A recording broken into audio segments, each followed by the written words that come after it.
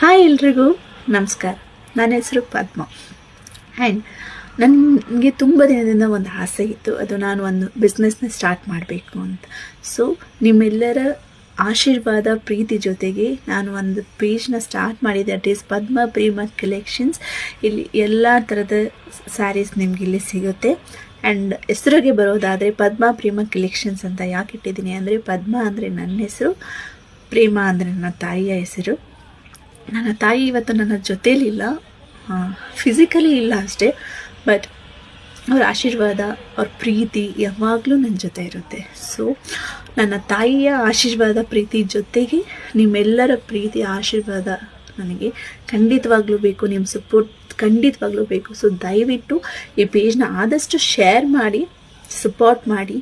ನನ್ನ ಸ್ಮಾಲ್ ಹೆಜ್ಜೆಗೆ ನಿಮ್ಮೆಲ್ಲರ ಆಶೀರ್ವಾದ ಖಂಡಿತ ಮುಖ್ಯ. ಸೊ ನೀವೆಲ್ಲರ ಸಪೋರ್ಟಿಗೋಸ್ಕರ ಕಾಯ್ತಾ ಇರ್ತೀನಿ. Thank you so much.